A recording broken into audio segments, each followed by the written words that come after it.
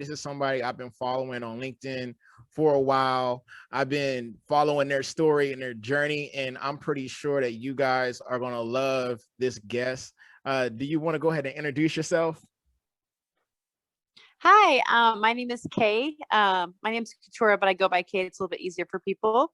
And right now I'm going to WGU into IT. My degree right now is a bachelor's in IT management at WGU. And yeah, I have a long history in tech, but not in IT. So I'm very new to the field, but have been around tech for many years, for over, I think, 10 years, just been in classes and in my career as well. So yeah, I'm excited to talk to you guys today and just kind of, tell you guys my journey and my story, and hopefully you guys get something really valuable out of it. Man, I love it. I was going through your profile and it seemed like you've been in tech without being in tech for a long time. Like since you were 8, it seems like. I don't want to drop the sauce too fast. So I want to just do a quick, icebreaker. Can you tell us something, if people went to your LinkedIn profile or just saw your online presence, they wouldn't know about, like something that we couldn't tell about you, like something interesting? Well, I mean, something aside from my career, you're basically saying? Yeah. Yeah, I actually started out my whole world of employment actually as a dance teacher. So I used to teach kids hip hop dance choreography. And that's kind of how I started out in the job world. And so I think that was great just because I got to know how to manage a team, even though it was kids. It still involved a lot of planning, project management, and from there went on to event planning, which I still really enjoy. But that kind of was my start in just in a job market in general. And I think that's part of the reason why I'm going into IT management right now. So it kind of started me off in the right spot. Yeah, man, that is super awesome. I didn't know that. I would have never guessed that you did hip hop, teaching kids. Yeah. Yep. Yeah, well, see, look, you learn something new every day. So that is awesome. And so you did say that you've been in tech for a while. You at least been in that space. Can you tell us a little bit about, some of the things you've done in the past or you're currently doing?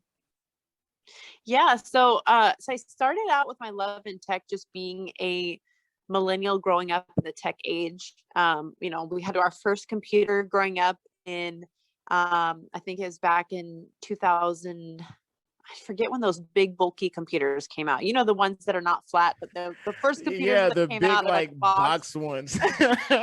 Yeah, the first Macintosh computers that came, they're just like a big block. And so I used to use Paint to like do design on there, and I used to use a Windows Movie Maker, and I used to make songs. So I would illegally download little snippets from the computer, which I didn't know was illegal back then. Now I know it better, but this is when I was really, really young, a little kid. So now I know better, so nobody call anybody on me. but yeah, I used to take little snippets and edit them, just the audio part of the computer. And I didn't know that was, any sort of music production back then, but it's just me being creative. And then from there, my parents saw my love for just media and things like that, and just computers. And so when I was in high school, they put me in a program for digital media arts, where I learned how to do some HTML with Dreamweaver and with different we learned about photography and also like webcasting, or not webcasting, but newscasting. So we learned how to report. This is all in high school. We learned Photoshop, and so I just got a lot of different training on digital media arts. Mm-hmm. And then from there, in college, I had been really, really interested in coding, and I'd heard about it, and I'd always been interested because they had a program just like the digital media arts program. They had a coding program at the school that I was going to. And I really was interested in it. So I used to go into the class and just kind of like walk around, but there was just like a lot of white guys in there. And I felt like as like a minority female, I was like, I'm definitely not going to fit in here, but I still thought it was really interesting. And also my high school had a robotics club that I'd go in, but the same story, it was a lot of white guys. So like, again, I didn't feel welcome. And so I delayed my love and passion for tech for a long time, just because there was nobody who really looked like me in tech, and I know that's like the big thing right now, which is like they're looking for more minority females so they can show little girls of minority girls that hey, you can be a part of tech too. Like there's people that look like you in tech. And so that was probably the biggest issue why I delayed it. So when I initially went to Bellevue College in 2011, I started out wanting to be an event planner because that was one of my passions, of being creative and projects and business. And so my original plan was to go to UW after I got my general ed at Bellevue College. And then I ended up having kids after Bellevue College and took a break, but I still had that love and passion for tech. And I really wanted, when something just keeps coming back up in your life and you're like, I just really have a passion for this. Like I want to do this, Yeah. So I thought of different ways, and I didn't have my bachelor's degree at the time. And I only finished my associates in arts and sciences, my general education. And so I looked around and I was like, what can I do without a bachelor's degree in tech? Like, what can I pursue that doesn't require a bachelor's degree? And I saw this video on YouTube. This guy was talking about UX design. So I'm like, cool. I'll get into UX design. I'm creative. I like Photoshop. I like tech. Like, I'll get into that. So I studied. I went to hackathons, just tried to learn from other people, and then self-taught myself UX design, and ended up winning 2 hackathons. One that was at Microsoft, which was a legal hackathon. We won a category. And then one overall, which was for the fish hackathon, and it was in Seattle with my team. So I was the designer, and we had 4 software engineers. So I'm still friends with a few of them to this day. They're great guys, really, really awesome, very talented, very humble, awesome people. And so we won that one. And so, Hold on, real quick, Kay. You're moving fast. You're fast. Oh my, I know. Yeah, no problem. It's so much juice right here. You're dropping so many gems. So look, the first thing I want to point out is you said self-taught UX and UI. Yes. Uh-huh. That's a gem. So did you guys hear that? Self-taught. So what did you do to teach yourself UX and UI? That's not something, anybody could just pick up. Like what were your tools? How'd you do that? Well, one thing that I'd really encourage everyone out there who's listening is your local library has so many resources that people are paying taxes for, and no one uses them or knows the resources there are. So I encourage people to, if you ever want to learn anything, there's online resources, there's books, take advantage of that knowledge because it's free in America. Like, it's a beautiful gift that we have that people don't usually use. So definitely use the library. So that's how I personally learned, is free resources. I know that when I was learning, you could get Lynda for free through your library card. And so I used to just do tons of, now it's LinkedIn Learning, but it was Lynda back when I was on it. And I would just use my library account and just watch as many videos as I could. I would rent, check out books, also do projects. And I actually tried Career Foundry for a while. I personally didn't really like it because it wasn't accredited. So it was the same thing as if you were to take a class on LinkedIn. It's basically like you do some assignments. Yeah, it's kind of just like for your personal understanding, but it's not like it's not really weighted in the industry, I guess. Yeah. I mean, it's good, but they're teaching from Germany. The school's actually in Germany. And so you're learning online, but I just didn't feel, around the same time that I was going to that school, I actually got hired at PushPay at a tech company in Redmond, Washington.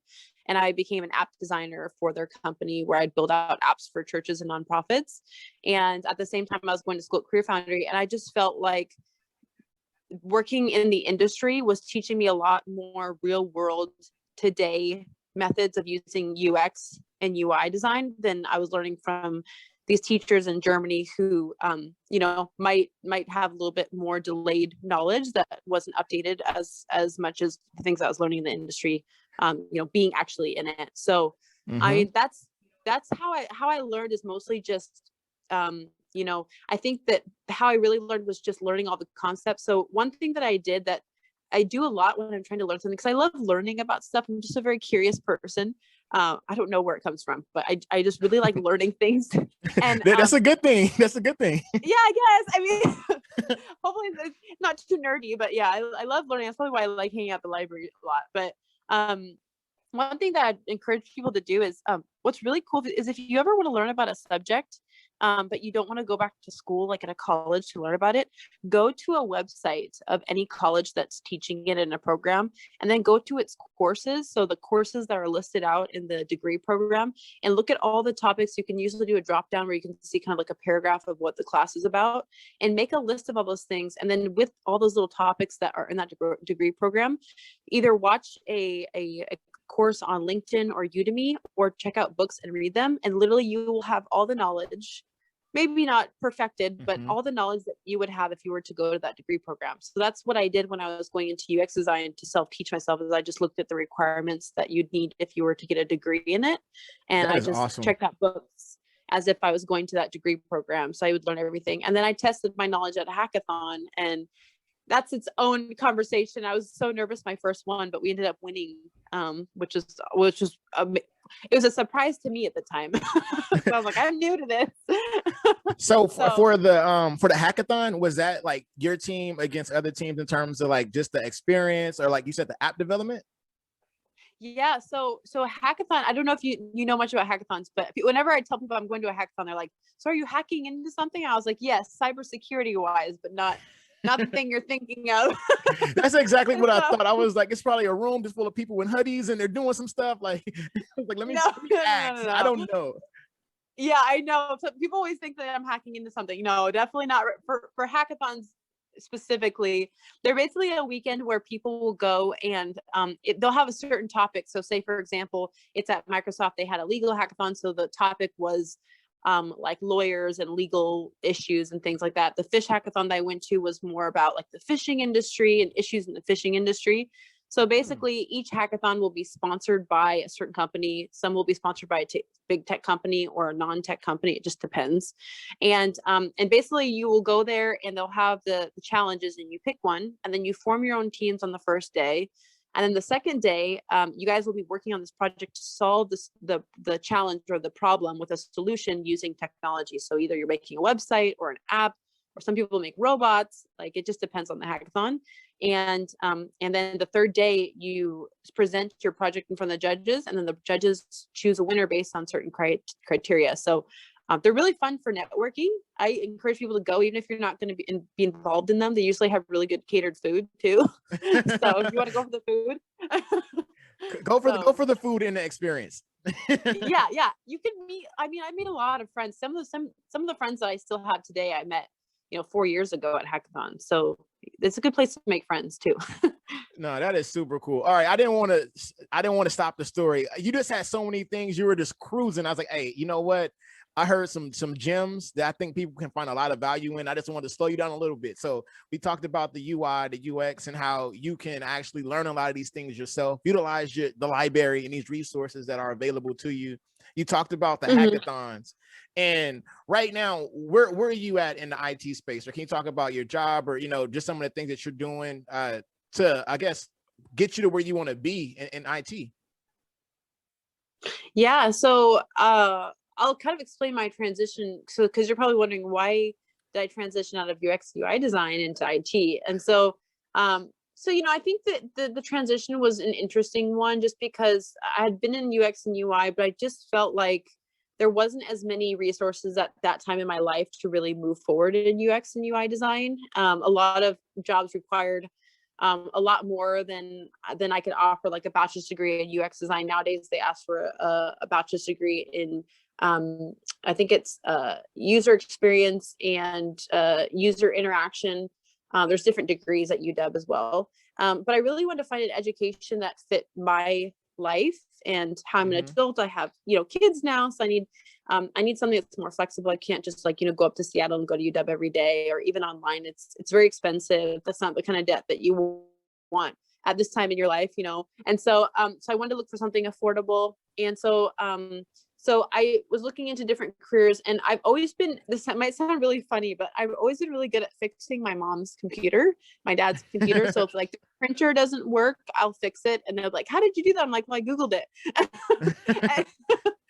or fixing their computer, uploading anything. And it's just from being raised in the tech industry. But I just felt like there was this reoccurring passion that in tech, where either it was coding or computers. I just wanted to be around computers, whatever that looked like. I wanted to be around computers. So so I looked at different programs within WGU. I found out about WGU actually through my mom. She went there. She got her master's degree at WGU. She's a teacher now, and she went later in life. Really quick. WGU. Can you tell the people what that stands for? Western Governors University. and it was founded by governors of obviously the West. So a bunch of governors tried to make affordable, accessible college for people, and they were founded, and they're an amazing college. I could rave all. It's not just because I go there; they're really an amazing college. So, but yeah, they're awesome. So Western Governors University, they have real graduations. You can look them up online. They really go all out for their graduations. But yeah, I just, I transitioned there, and they have a really great IT program at WGU. I think that was one of the first programs that they had at WGU was their IT programs. And then they also have nursing, and they have the Teachers College as well, and the School of Business as well. So they've got a lot of really in-demand job programs that are really in demand right now. So you're getting an education that's going to be good for a job that's actually in demand right now. So it's relevant. It's not like the Germany courses that you were taking, like the stuff you're taking right now is applicable. Yeah, definitely not. It's very relevant, very they're always updating their content. So whenever you go through a class, they've updated it very frequently. All of the professors of the classes have either doctorates in the field. Well, all of them do have doctorates in the field, but they also have experience. So they've worked in the field for many, many years. Like I took a financial class, and this guy, that was my professor, had worked on Wall Street for like 25, 30 years. So they have tons of knowledge in the field, which is really awesome too. So yeah, they're amazing college. So I picked out, I really wanted to, I also have a passion for business. I had my own business this year in 2020.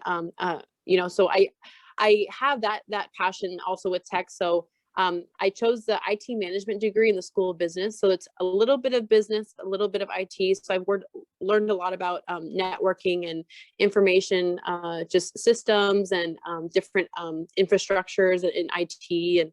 And so I'm learning about both. But my plan is to specialize with their master's degree in cybersecurity and information assurance, and just kind of focus more on a specific specialization in IT after I'm done with my bachelor's degree. No, that's awesome. Real quick, is WGU, is that online or is it on campus? Oh yeah, it's all online. And so they have, so it's all online in the US, but they do have certain, I guess you'd say, offices or bases in certain areas. So I would technically be part of the WGU Washington branch, because I'm located in Washington. And so yeah, it's all online, very accessible. All of your mentor calls and your professor calls are on the phone or on Zoom. Cool. But yeah, it's great. Yeah, it sounds like that's awesome. With you being, going to school online, and then, having to use all these other tools. And I can speak to it. I went to school online too for my master's. So the Zoom calls, the Blackboard, like it almost seems like you're already using a lot of the equipment that you're going to be having to use when you get to the industry. Do you have any like particular classes that you like a lot, that you taken up to this point? Yeah, so I right now I'm taking actually globalization. I'm going through the textbook and studying for my exam. But it's interesting. We're learning about different different ways of doing supply chain management, and just trade and tariffs and things like that. Just how to have a business in a different country when you're located in the US. Which I think is great. I think that the biggest thing is, and how this relates to IT is in IT management. From what I've understood from mentors that I've talked to be an IT manager, you have to have a really good understanding of not only the IT side, but also the business side, because you need to be able to communicate to like the CEO and the different board directors at the company, the IT needs for the company. So if you don't know enough about the business side and the IT side, you could know a ton about the IT side, but not know how to communicate it to the business side, because the business side is more worried about profits, and you're more worried about, well, this works better, but is it going to be profitable? And then the business side, if you know too much about the business side, then you don't know which kind of equipment you're going to need for the IT side, or what kind of infrastructure you're going to need for the business. So both sides are equally important to be able to create kind of like that bridge to fill in the gap between the business and the IT side. So I would say a lot of the business classes, even though they are business and don't really relate directly to IT, they help to understand the business as a whole, because really at the end of the day, as IT people, we're working for a business of some sort, so it helps Yeah. to know kind of the structure of the business. And then with the IT side, I've taken a few classes in IT, just about information assurance and making sure that your information is safe. So a little tiny bit of cybersecurity I've also learned about. A lot of the classes for IT that I have coming up are going to be directed towards IT. I can read off some of the ones that I've recently already finished. Oh, yeah, Let's go see. for it.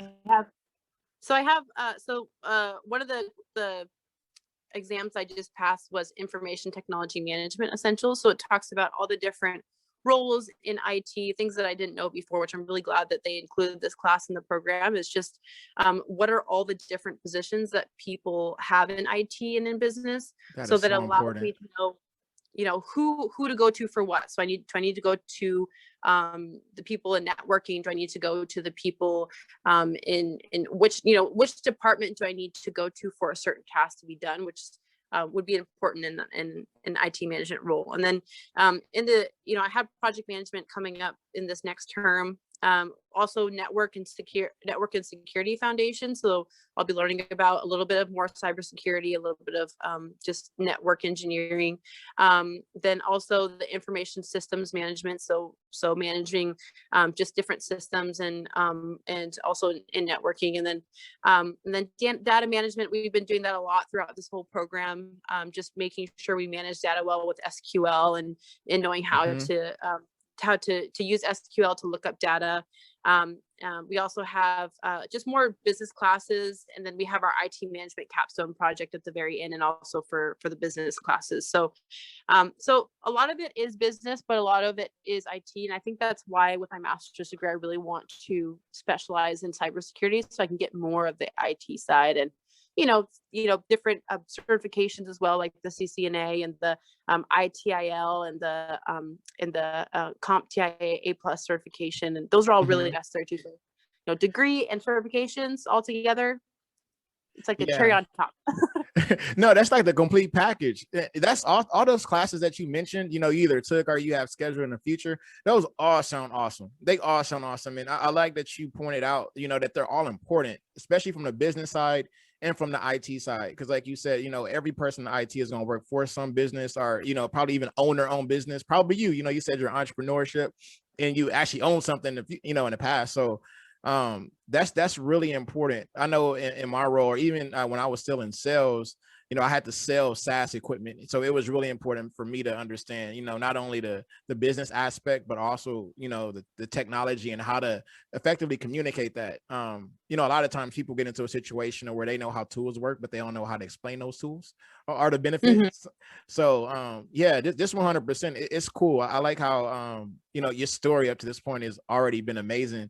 And you said moving into your master's degree. So before we get to that point, I went on your profile and I seen you just had a scholarship. Can you tell us about that? Yeah, so I've heard a lot about WGU scholarships and people applying and getting them. It's not always it's rare. So I applied I applied to as many as I could. I've applied for scholarships in the past when I went to Bellevue College and never got any of them at all. I got a scholarship once when I was part of Seattle Seafair. It was like $1,000 scholarship for being Miss Congeniality, just being like a nice person that people voted for. But hey, that was a long time ago.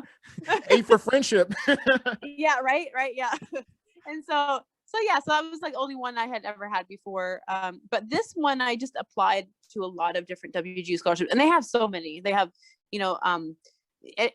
any situation you can think of, you can apply, and they probably have one for you. But I applied to as many as I could, just told them kind of my story of my journey and how my mom also went to WGU, and explained, my mom actually lost both of her parents while she was going to WGU, and after she graduated, she fought breast cancer, and she's alive and well in her career. But just kind of told them my story, like the things that I had been through. And I found out recently this last week that they awarded me $2,500 for a resiliency grant, and I wasn't expecting that at all. I didn't think that anything was going to come of me applying. I just did it. Said, well, put it out there, and if it comes back, okay. And it did, and I was really excited about it because it helps me financially with school. I paid off all of my debt last year. So it was like $47,000 of debt. You know, the whole Dave Ramsey thing. and so, you know, definitely, I definitely really appreciate them, you know, financially helping people with their degrees. I think I think it just kind of is woven into like the fabric of who WGU is as a culture. They're very much about helping people to succeed in their dreams. I mean, you get assigned an amazing mentor when you first start school. My mentor is awesome.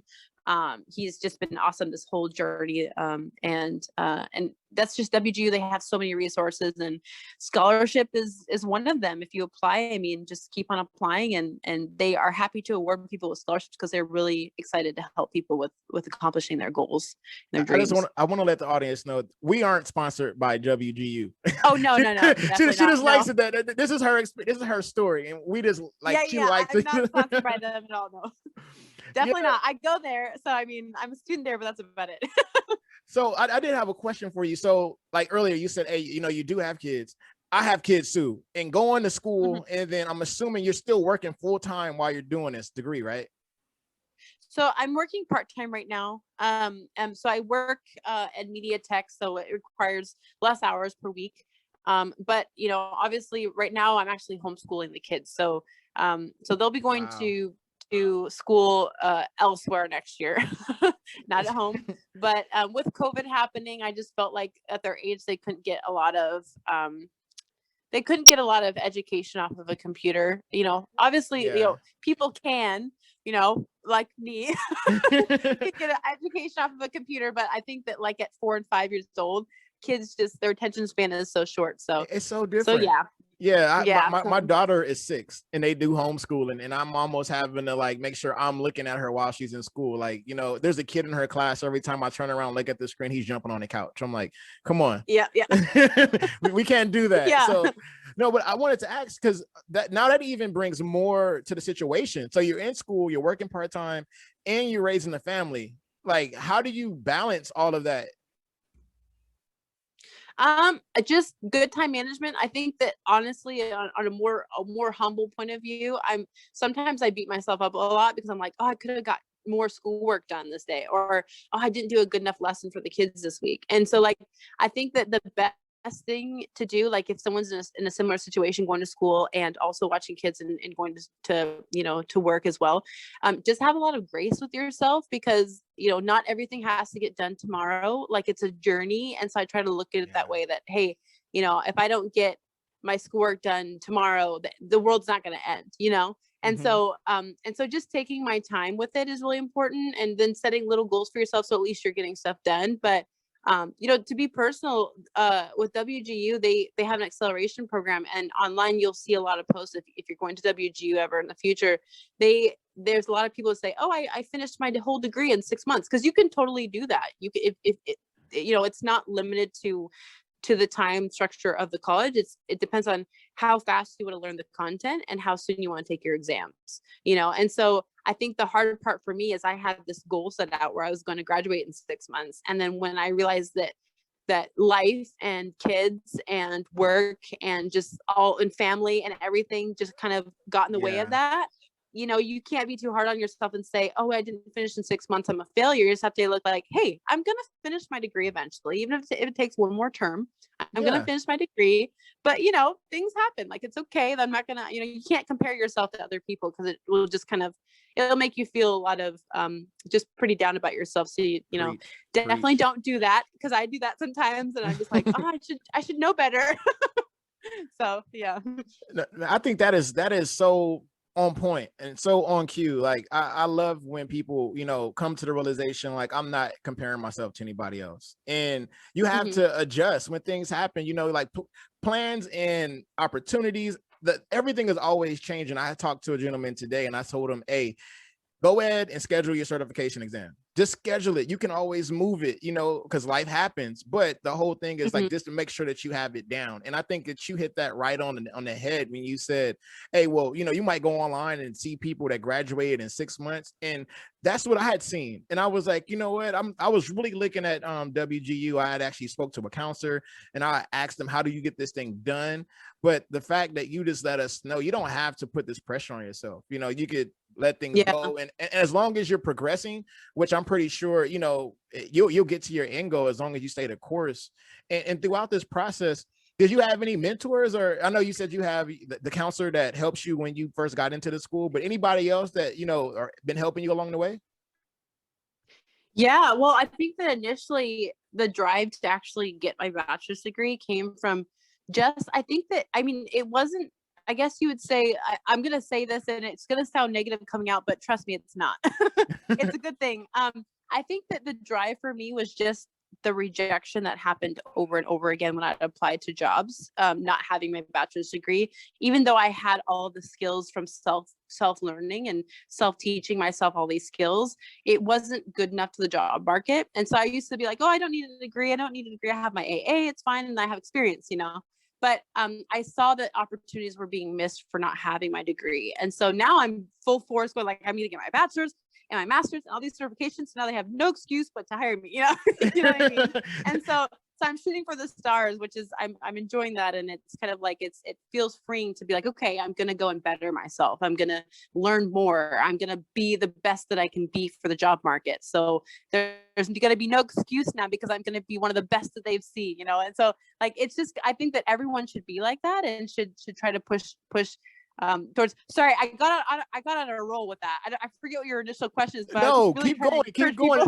Your energy, you know what I was asking, the response I wanted for that answer was the exact energy you just gave me. You got so excited and passionate about what you're talking about right now. Like, keep it going. You're good. Yeah. No, yeah, it's just, yeah, I definitely, it came from just the rejection of not, you know, having a bachelor's degree and being turned down opportunities that I really would have loved. And, you know, I have a few friends who work at Microsoft and they've told me, hey, like, you don't need a degree to get a good job at Microsoft. But at the same time, you know, even though you don't need a degree, I don't believe that anyone needs a degree to be able to get a good job. I mean, my dad works in engineering and he doesn't have a degree. He has certifications. So, I mean, it's not an end all thing, but I definitely think it does help in the long run so that you don't have to go through all these different barriers to get to where you want to go. It just helps you get somewhere a little bit quicker, but it's not an end all thing. So, so the initial question, sorry about that, went off on a little road trip there, but the initial question was, what were my mentors? I would say, you know, that's where I was kind of saying like a little bit of myself. The mentors that I had were actually the recruiters who rejected me were kind of my mentors because they kind of pushed me to improve myself in a way. And then, you know, my mom, of course, she was a huge inspiration to me when she went back to school. Both my parents didn't go to school, didn't finish school. They traveled around the world actually helping people and helping the poor and helping people who were on drugs and just were part of a program doing that. And so that sounds so cool. So they sacrificed the beginning years of their life to do that. So they didn't have a good income growing up. And so they went back to school and me and my brother were in high school. And my mom went to WGU and she got her bachelor's and her master's degree and in teaching. And while she was in school, she was working full time and taking care of kids. And both of her parents passed away. So she had to go through the heartache of losing both of her parents while she was in school and studying. Like, I can't imagine because I already get distracted in school. So I can't imagine losing both my parents while I'm in school, you know, but yeah. I mean, then after that, you know, having breast cancer and going through that, her first year of her dream job, she went through chemo treatments and lost all of her hair and couldn't taste anything. And her feet were black and blue. And just, you know, seeing her go through that and push through that really inspired me to go to WGU. And so I guess WGU, I mean, I'm not a sponsor for WGU, but I think that just seeing my mom go through that kind of gave me a soft spot for WGU, that they mentored her and pushed her through that and were there alongside her through that. She got her degree and she went to her graduation and walked across that stage and, you know, and so I think my biggest mentor is really just seeing my mom just be really, really, you know, just overcoming a lot and to get to her dream job and the thing that she really wanted to do. She felt like she was called to do. So yeah. Man, your mom sounds like an angel. Like, man, that is just on her story is awesome. You know, from going and helping the homeless and, you know, sacrificing early in life to going back to school later in life and dealing with stuff. And then how that inspired you to like go to the university, but also it sounds like it kind of put a fire under you. Like, hey, you know what? I can still do these things. And that's so I did have a question, because to bring it back to our earlier conversation, when you said when you were in high school, you know, you went to the coding club and you kind of felt like, oh, I'm a minority here, and you know, you did that to another program also, like, but now that you are like getting into IT, do you still feel that same way? You know, I definitely, I mean, I don't think I feel much of it from a race point of view. I think that I know that a lot, I could say that, you know, obviously what's going on in the world right now, tech companies can do a lot better. But I feel like companies like Microsoft have done a really good job at really pushing for diversity. And I see that even when I visited the campus, you know, years before, they really are pushing for diversity, which I think is great. But I think that there's a lot of inequality as far as just education, different ways of education, because I know that people are choosing different routes of education nowadays, that now the Harvard or the Stanford graduate is not the end all be all person who can do the job. And I think that recruiters haven't really caught up to that yet, where they still think that you have to have a piece of paper to show that you know how to do the job, even though you have the talent. One thing that a mentor of mine who works at Microsoft told me is, he said, you know, with UX UI design, he said, I'm really, really sad that you're leaving that field and choosing to go to a different one. He goes, even though I'm proud of you, he goes, I'm really sad that you're leaving that, because, you know, UX design creativity, it can't, I mean, artistic creativity can't really be taught. I mean, people can learn it, but it really comes from a deeper point, a deeper spot with creativity. And so I think that when I used to apply for UX UI design jobs, recruiters would only see the piece of paper, but I don't think that they were trained in trying to find out who was creative or not.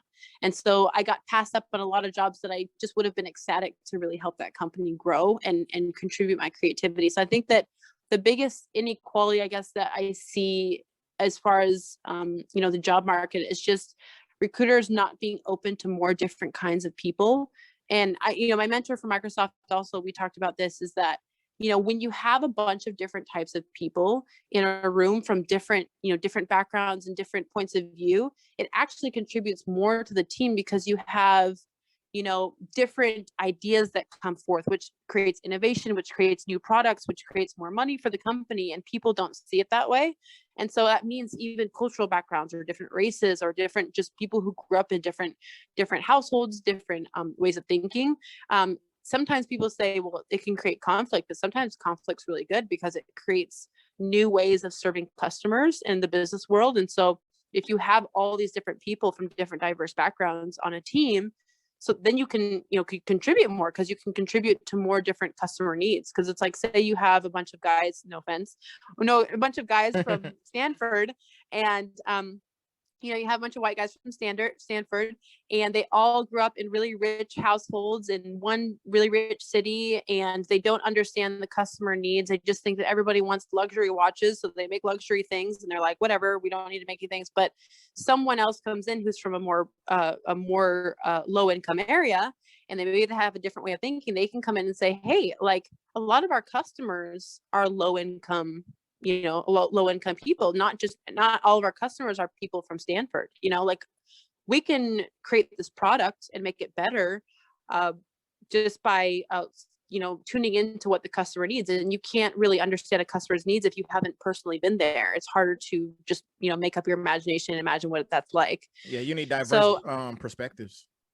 Yeah, diverse perspectives for sure. And so I think that just right now there's a lot of inequality with recruiters just not really knowing, and I don't want to blame them, because I have friends who are recruiters, and I think that it's a skill that has to be learned within the recruiting world. Now, you know, direct hiring managers don't hire anymore. Now it directly goes through a recruiter who kind of talks. It's like they're like the liaison between the people being hired. But I think the filtering process is just, it's not a very effective one, because from what I've seen, not just from my own personal point of view, but also from managers I've talked to at Microsoft and other tech companies, a lot of the great talent gets filtered out by these machines, which obviously us IT people know about those machines because Yeah, we've probably worked on them. they suck. Like, pardon my Yeah. English, they suck. Yeah.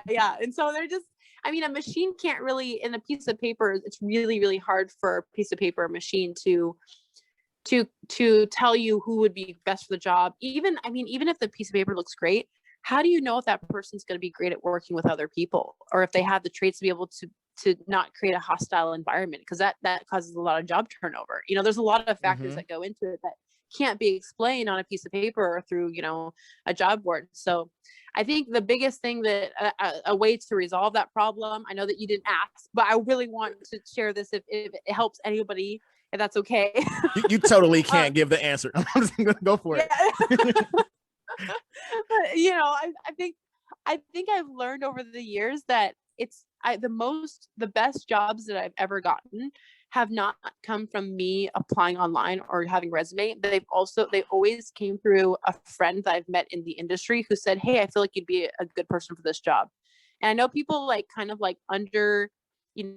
under talk networking. They so networking, it's like talking to people, but I think networking is really just creating friendships before you ask for a job, like not going after people just because they can get you a job, but just like creating relationships of other people in the community and telling them what you're doing and be like, "Hey, I'm going into IT." And already, I was in IT, and a friend of mine actually told me about the job I was in now, and my friend is actually my manager, which is really cool. That's and so cool. yeah, so networking can get you jobs, and then through this organization I'm in, I met a guy who is a manager at another IT company. He said, "Hey, when you're done with your degree, talk to me. We might have a job opening for you." So Wow. networking is so much more effective than just sending a resume out there, because a lot of the times those pieces of paper just pass by recruiters who don't. A lot of recruiters, no offense to them, I'm not bashing recruiters, because some of them are really amazing and some of them really care about people they're interviewing.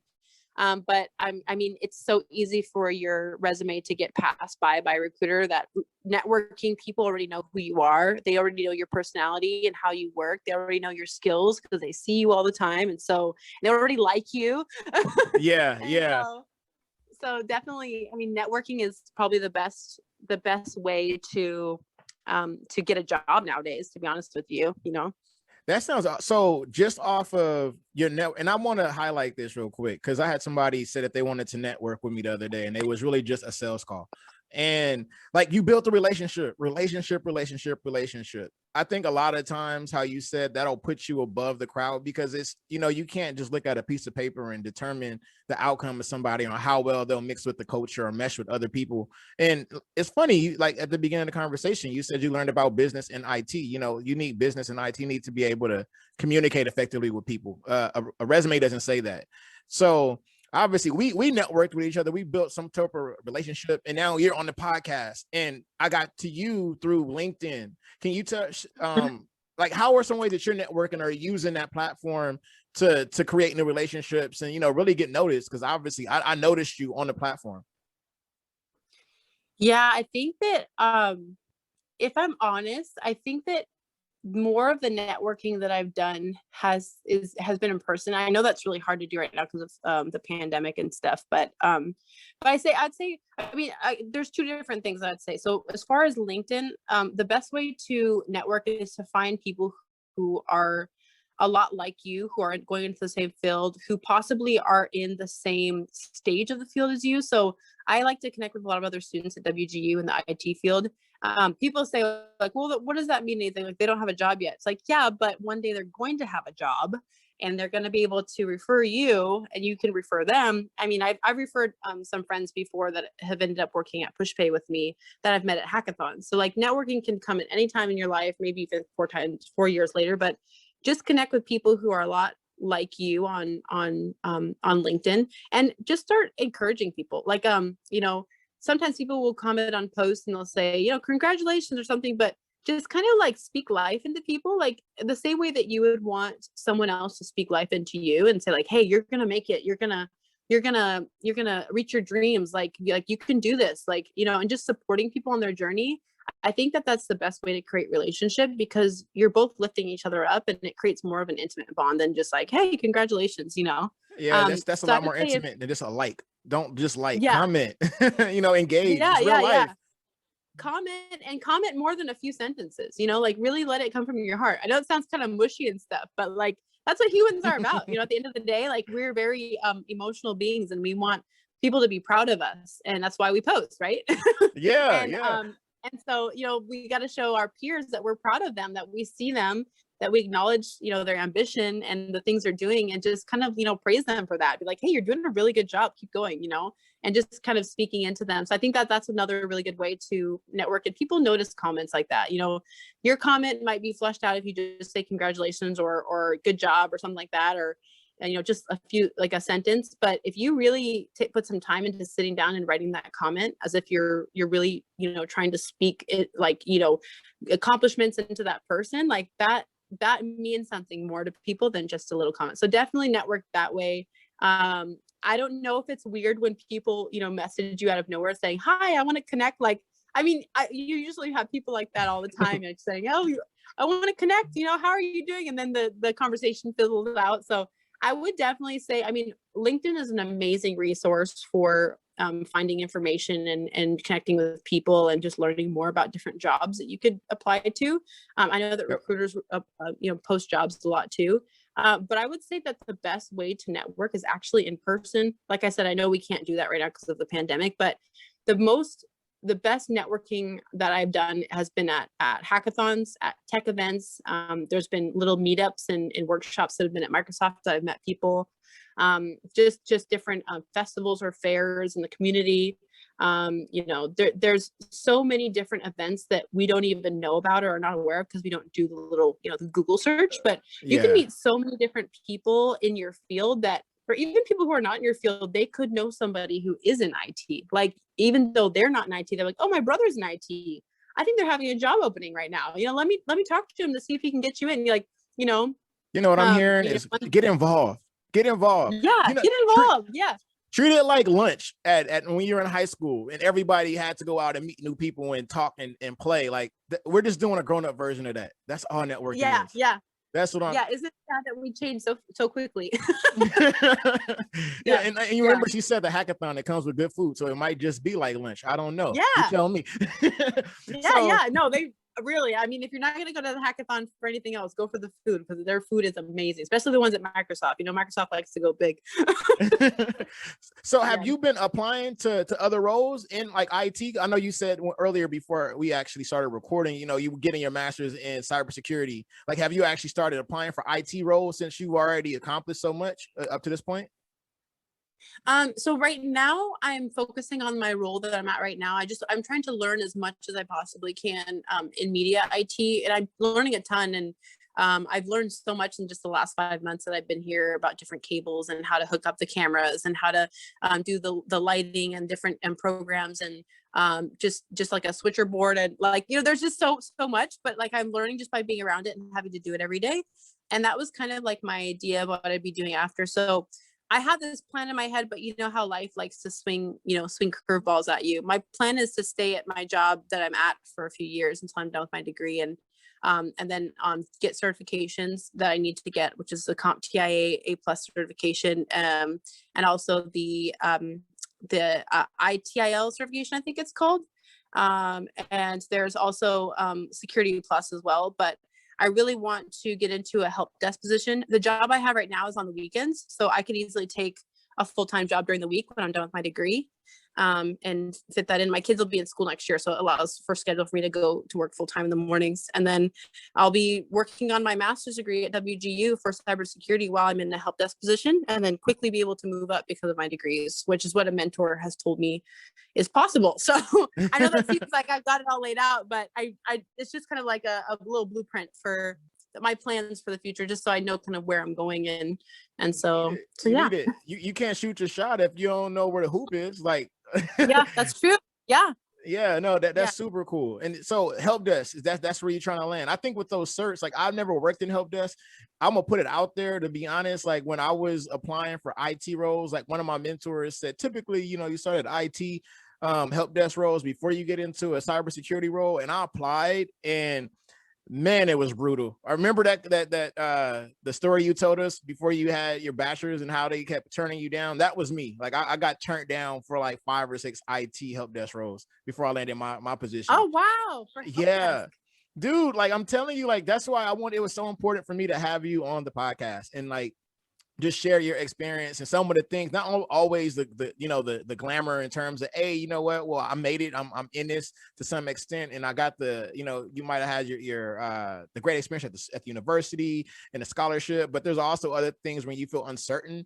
Like for me, the reason I asked you that is because it sounds like you're almost close to finishing your bachelor's, and I know when I was at the end of my my master's degree program, that's when I decided to start applying for roles. And man, it was like a hit it was like I was getting beat up every day, another jab, another cross. No. Man, I'm telling you. So, like you said, life changes and things happen. So you got to be able to navigate. So I'm pretty sure you'll be able to nail it though. Like you already got the degree, you got the network people, relationships. So yeah, man, yeah. That's just cool. So before we wrap up really quick, so what is one takeaway, like if nothing, that you would like everybody to walk away from here with? I would say get used to pain. I know that sounds really, really weird, but that's kind of like my life motto. Get used to being uncomfortable. I know that's something that other people say, but really a lot of the times when you want to accomplish something, the journey is not going to be comfortable or something you like for a really long time. Like when we were paying off debt last year, before COVID hit, which was a blessing because like we didn't know COVID was going to hit, but it really helped with the financial side when we didn't have a lot of bills to pay. It's uncomfortable not going out to eat. It's uncomfortable not, and it's painful having to say no. It's painful having to sacrifice, spending money and stuff like that but we did it. And $47,000 later, paid off cars, paid off last student loans, paid off, credit cards and lines of credit, all gone because of discipline. And same thing with your degree is you kind of have to get used. I mean, I'm reading my textbook every day and I'm like, I really don't want to read about globalization sometimes. Like I can't get into this. Like I gotta find in me a way to enjoy it. But I think that when you embrace the painful parts of achievement, the reward comes later. And so I would just say, like, for people out there that are trying to achieve something, like, just go for it. I mean, what's the worst that could happen? You waste 4 years of your life achieving something amazing that could probably lead to something even greater. Like, I have this sign on my wall that says, it's my mom bought it for me. It says, if not now, when? So it's kind of like, if you're not going to go back to school now, when? Like, are you going to wait 5 years when you could have done it 5 years before? Just do it now. Time is still going to go by. Yeah, exactly. Like the time is going to go by. Like I used to have friends at work that really wanted to be nurses or doctors. And I said, go to school, do it. And they're like, oh, well, it's going to take 5 years. I'm like, well, the time is going to pass anyways. Like in 5 years, it's going to be 5 years. Like might as well go to school. And 5 years later, you have a better life, a better income, and you have your dream career, So I would just say, embrace pain, embrace the uncomfortable parts, because it's temporary, and then you'll, be able to have the reward in the end. But you got to put in the sacrifice, and it's not going to be comfortable. If anyone tells you that the journey is going to be fun or comfortable, they're wrong. It's not fun. It's not comfortable. It's painful almost every day, but it's worth it. So I'm gonna have to chime in. It's a little bit of fun. I enjoyed it. It was painful fun. It's like the like when you go to the gym and you work out and it's like, oh my God, I'm gonna die, and then you leave. You're like, I feel kind of good though. Like that's the kind of. It's like when you pass an exam, you're like, yes, all that studying was for good reason. Now I only have this many classes to go. So yeah, I totally agree with that. Yeah, true. That's true. All right. Then if you were in my shoes, what would you have asked yourself that I didn't? You asked some really good questions, so that's a hard question. I would say, oh man, what is something that you see in the IT field where it's going in the future, or what are some ways that you can find out ways that IT is moving in the future to be able to understand what jobs to get in the future? So, okay, what are some things that you think the IT field are going to in the future? And so the questions you just asked, like, yeah, like, could you answer those questions? Those are really hot questions. And just sidebar on this podcast, we talk like humans because we're human. So I'm gonna use sidebar like that was flames. Can you please answer that question? Yeah, so I'm actually really excited to give this advice because this is something a lot of people don't know about that I only learned from just going to WGU and going to school, but it was hidden in there. So one thing I found out is that businesses have to report their upcoming goals and plans on the SEC website. I forget what it stands for, but SEC, it's a government department for companies to report their income and all of their stats and things that they're any of their issues or problems. And the reason they do this is so that it's more transparent for investors when they're investing in the company, not to, just to create transparency so that when people invest, they're not going into it blindly. But the really cool thing about this is you can see what the company is looking forward to actually accomplish in the next year before it even gets to the media. So before Microsoft really reports to the media that they're going to be doing something in the following year, you can go on the SEC website. I think it's called the 10K form, or yep, I think it's you're right form. on. Oh, really quick. So the SEC stands for Securities and Exchange Commission for those that wanted to know. Yes, there it is. Perfect. Yes. So the SEC, they have that form, and you can actually go on there and look and see what their upcoming goals are for the future and what their threats are of other companies. And so what ways that they're trying to accomplish problem solve for those threats. So one thing that I found out from Microsoft is that they're more moving towards a focus in cloud engineering, because every company like Amazon and Google and all these different tech companies are moving towards more of cloud-based. So the whole mainframe computers that we've been dealing with in companies might be a thing of the past, because cloud is becoming so popular in the tech industry right now. Just because it's easier, it's less expensive to cool off mainframe computer, or just these big, huge mainframes and store them. It's less expensive to have storage for them and to the cooling systems for them. Like, it's just less expensive. So people are moving more towards cloud hosting or putting all their data on the cloud. And so it kind of, by checking the SEC for different tech companies, you can kind of get an idea of what kind of jobs are going to be really hot for the next season. And so you can know what you need to start specializing in now for that company you want to go to before it even hits the media. So you can kind of be like the head start person to get in there and know what skills you need to be able to get hired at the company, because you'll have the skills they need for their goals that they're coming up in their business. That was supercharged. That's supercharged. Yeah, use those resources. I mean, people don't know there's resources out there. You can find anything online nowadays. You gotta find it. No, that is super cool. I didn't know that. I knew about the 10K. I knew it from another perspective. Like, that was my investor brain. That's why I had to think about this. Like, on the investor side, like, I'm pretty deep into it. So I knew what the 10K was, but I never thought about it from a perspective of looking at roads and, what the landscape for IT would be like in the future. So that is definitely a jewel. Put that together with how she told you earlier, if you want to learn a skill, going to the university's websites and kind of looking at the course curriculum. You can, if you match that with this SEC stuff, you're golden. You're golden. Yeah, that's true. Yep. Well, that's awesome. Well, man, the last thing we want to do is make sure that you can build some more relationships. So where can our listeners connect with you online? They can connect with me on LinkedIn. My name's Kay Sandoval on LinkedIn. Really simple. I think my link is K Sandoval. The hash part is K Sandoval. So it should be really easy to find. But if anything, I'll put it in the show notes. Yeah, that'll help. I mean, I was thinking, what is my link? I don't remember what my link is. I was waiting for you to start spelling it out before I was gonna have you spell it out. Then I was gonna be like, I'm gonna link it for you anyway. Yeah, that's true. Yeah, that'll help. But yeah. All right, cool. Well, hey, everybody, I hope you enjoyed this podcast. This has been great. It was a story with Kay and her experience moving into IT through college, everything. So feel free to reach out to her. I'll put the link in the show notes so you guys can connect with her and be a friend. Don't just say something encouraging so that we could all stay encouraged. And we're signing out. Talk soon.